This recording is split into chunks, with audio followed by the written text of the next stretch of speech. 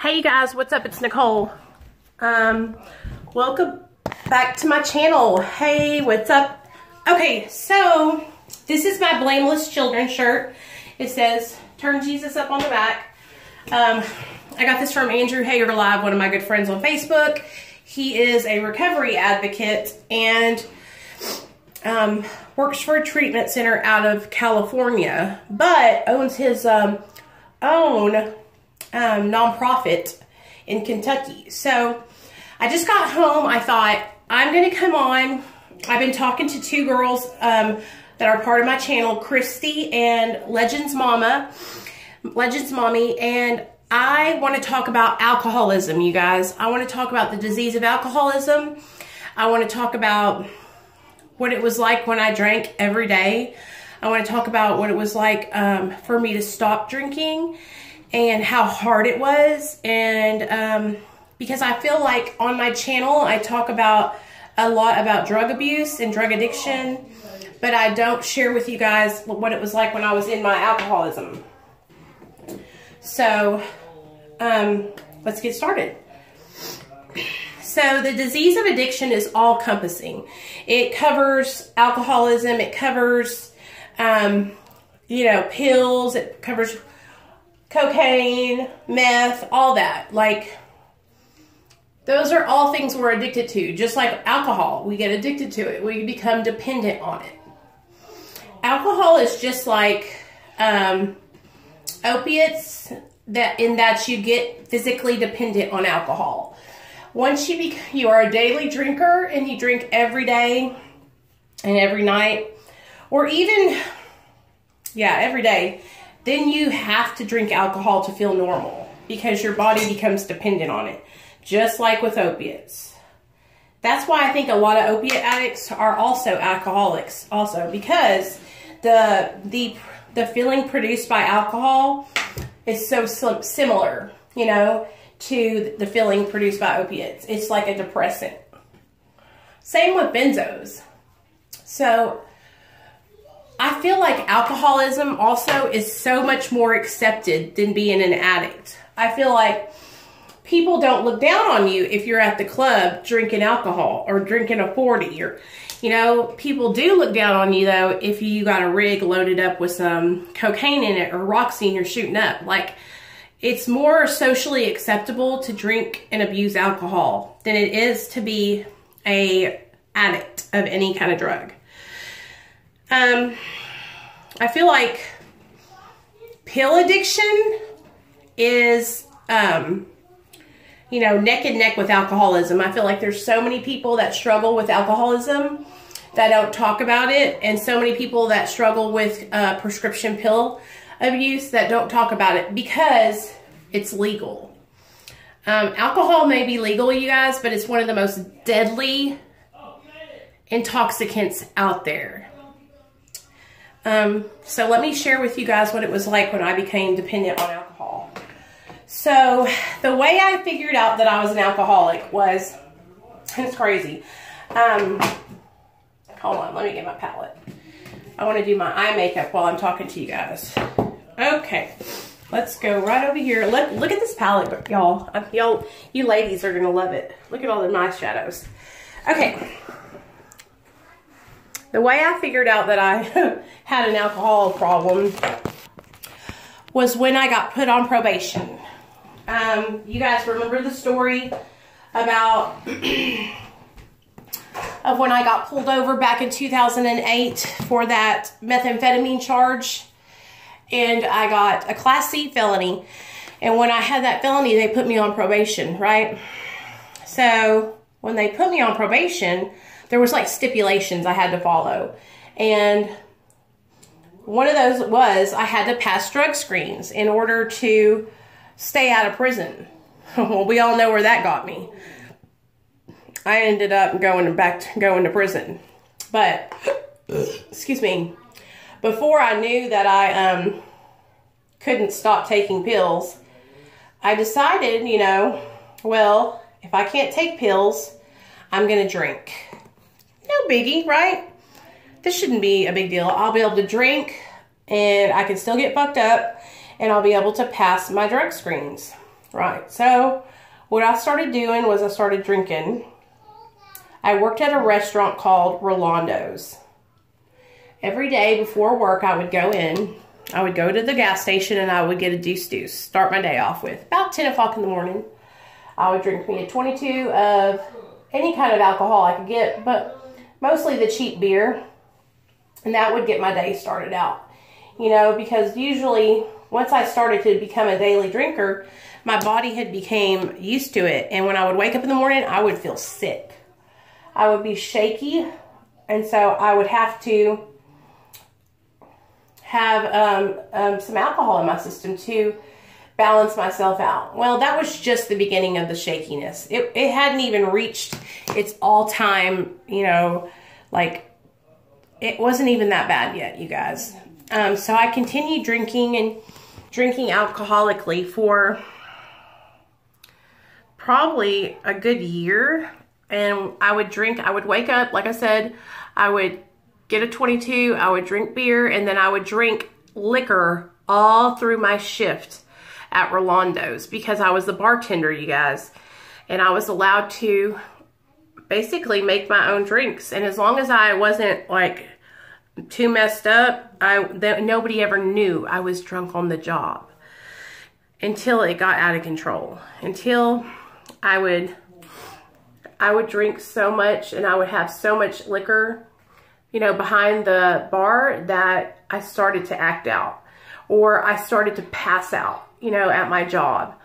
One night I thought it would be a good idea to take Xanax and drink and try to bartend. And well, let's just say I went out to my car to smoke cigarettes and I didn't come back.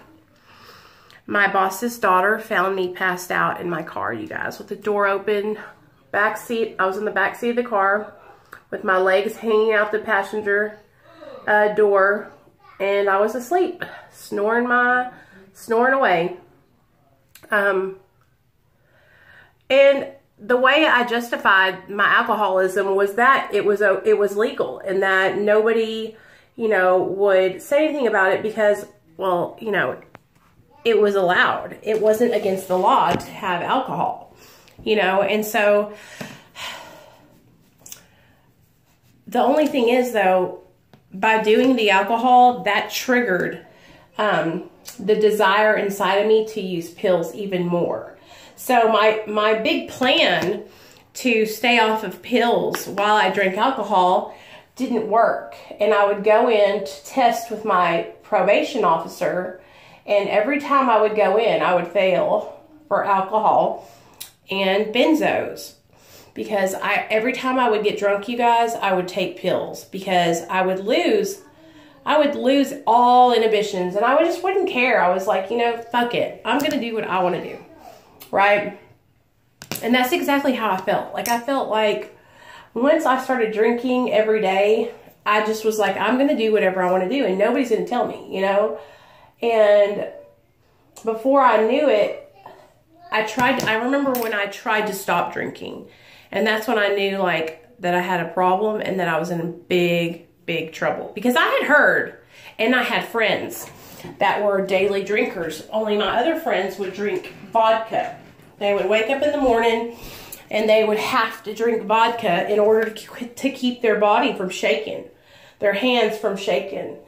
When my one friend, Matt, his alcoholism was so bad that he had bruises all over his back where his liver and kidneys were at because he had cirrhosis so bad, you guys. And he's my age, like 34 or 35. So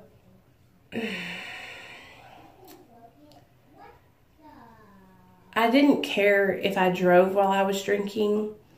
I had to drink because without drinking, I didn't feel normal. Without having alcohol or pills in my system, I felt like I was crawling out of my skin. And when I would try to stop drinking and go cold turkey, do you guys know how I would tell you about the hallucinations that I would have when I was on meth? The hallucinations that I would have when I would try to stop drinking were like anything I ever had in my whole entire life. I would see stuff that was not there, but I swear it was there. One night, I was at my house or somebody else's house. Why do I always say my house? I was, you know how this was. I was sleeping on folks' couch. Let's get real. Let's get real here. I was sleeping on my friend's couch, and I woke up in the middle of the night, scared out of my mind, you guys. Like, I just knew somebody was watching me. And I didn't have any alcohol that night because I was trying to act right in front of my friends. And all my friends had basically turned their backs on me. They were so tired of the way I was acting. They were tired of having to put up with me and babysit me all the time. They were tired of me drinking alcoholically and just acting like a crazy person, because that's what I would do, you guys. I would fuck everything up. So when I finally went to my probation officer, because she kept on flunking me, you guys. She was like, I know you're drinking. I know that you're taking pills, and you've got to stop. And that's when I was like, you know what? I'm going to ask for help. And it wasn't because I wanted to get help, you guys. Don't get it twisted. Y'all know. It was because I knew I was going to get in trouble if I didn't try to stop. So I asked her to put me into treatment. And that was when I went to South Arkansas Substance Abuse Center in El Dorado, Arkansas, which, remember how I told you guys about the really first time I can remember detoxing off opiates was when I was in El Dorado? This is that time. And the reason I remember it so, like, vividly is because this was when I detoxed off of alcohol. I detoxed off alcohol and opiates there. And I was so fucking sick. And the only thing they could do for me was to give me these blood pressure medicines, Clonidine, and they would give me a little bit of a benzodiazepine to help with the alcohol detox. But I feel like I leave a lot of my stories out of me drinking and stuff, because I think that there's not a lot of you that are on here that are alcoholics, but I'm realizing that there's more than I thought. And so I want to start sharing more of my experience with alcohol. It was so hard, you guys, because my mind would always tell me that it was okay to drink because it's legal. And so going back and forth and trying to stop drinking alcohol was so hard for me because of the justification and rationalization in my mind that it's legal and people accept it, But alcohol almost killed me because I would drink and drive. I would drink until the point where I was not awake, and I would be in front of people that didn't know me. That's how I got raped. I did a lot of things while I was under the influence of alcohol that, I'm not proud of, and I wouldn't have done any other time. So I just want you guys to know that if you're struggling, with your alcoholism and you feel like you're all alone, you're not. Please reach out to me. Like, do not try to detox from alcohol on your own. If you are struggling with alcoholism and you've been a daily drinker for any time, please message me and we will find you a place to help you detox. If anything, if you don't want to go into a detox, you need to contact your doctor, your physician, and let them know that you are an alcoholic and that you're trying to go through detox, and see if there's any medication that they can prescribe you to help with the detox. Because you can die detoxing by yourself. You need to let everyone know. You need to have someone there with you while you're going through it, because you don't need to be alone. Because you could have a seizure and die. I'm here for you guys. I just wanted to put this video up real fast to talk to you guys about alcoholism. Everything I say about addiction, alcoholism is the same. It is cunning, baffling, and powerful. It will take you down through there. And it's so much more socially acceptable because it's legal. But do not let alcohol take over your life. Do not let it kill you, you guys. You can do this. And you do not have to live that life anymore, So if you need help, just reach out to me. I got you. And I'm sorry I didn't come on and do a live stream last night. I have just been working my butt off, you guys, putting out Christmas at my job. So if you guys are down, tonight's Friday night, we can have a sober party tonight and do a live stream. I'll be on about 7:30. And I'm going to title it like sober party, or like no beer. We could call it the bring your own BYOB, bring your own big book. And we can talk about recovery. Hey! Okay, so I'll see you guys tonight for our BYOB live stream at 7:30 p.m. Central Standard Time. All right, bye.